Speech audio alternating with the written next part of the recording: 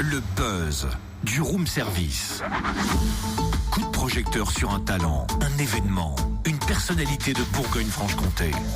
Et bienvenue tout le monde sur Fréquence Grenouille. On passe au quiz. Cynthia, notre candidate, est prête.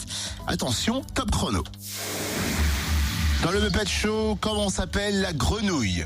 Muppet, c'est Kermit. Bravo. Qui a écrit La grenouille qui veut se faire aussi grosse que le bœuf? Ça, c'est une fable de Jean de La Fontaine. C'est gagné. Cynthia, Fréquence Grenouille t'offre des têtards et un poster de Rainette et Triton Palmé. Je pourrais pas plutôt avoir des places pour Fréquence Grenouille? Ouais, si tu veux, bien sûr. Fréquence Grenouille, c'est près de 500 animations en France, dont une trentaine en Bourgogne-Franche-Comté. Et ça se passe jusqu'au 31 mai. Des animations gratuites, précisons, à l'initiative des conservatoires d'espaces naturels et des réserves naturelles de France qui proposent de découvrir le monde fascinant qui s'agite dans les mares. Coup d'œil sur le programme de la 23e édition en Bourgogne-Franche-Comté avec Caroline Nagent, chargée de projet au conservatoire d'espaces naturels de Bourgogne. Bonjour. Bonjour. En quoi consiste exactement cette opération ?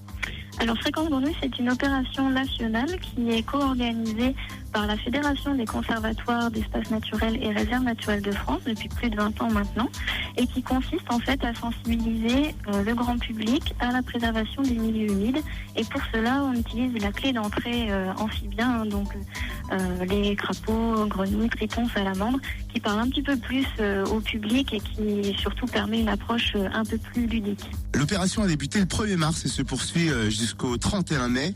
500 animations sont prévues, dont une trentaine en Bourgogne-Franche-Comté. Quel genre de rendez-vous sont proposés? Alors la majeure partie des animations qui sont proposées par le conservatoire et ses partenaires en Bourgogne et même en Franche-Comté consistent en des animations en deux temps, donc un diaporama en salle qui permet de présenter un petit peu la vie des amphibiens, les différentes espèces qu'on peut trouver sur notre territoire.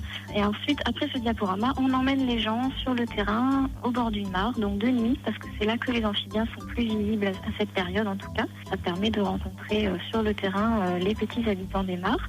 Certains partenaires, comme le conseil départemental de Saône-et-Loire, organisent des sorties sur le terrain uniquement, donc 2 jours ou de nuit en fonction de la période.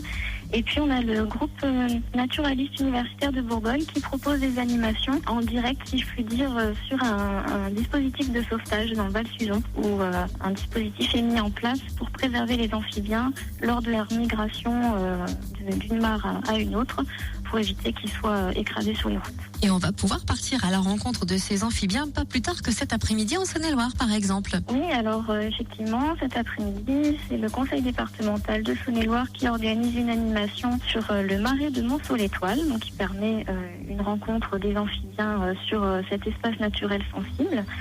Ensuite, samedi, on peut aussi rencontrer les amphibiens donc dans le Val-Suzon, en Côte d'Or, avec le groupe naturaliste universitaire de Bourgogne. Et voilà, il y a plein d'autres animations qui sont proposées jusqu'au mois de mai, partout sur les territoires, notamment aussi le vendredi 31 mars dans l'Auxois, à Beurizeau, en Côte d'Or, une animation organisée par le Conservatoire d'espaces naturels de Bourgogne. Et où peut-on consulter le programme complet? Toutes les animations sont présentées sur le site internet du Conservatoire, donc www.cen-bourgogne.fr.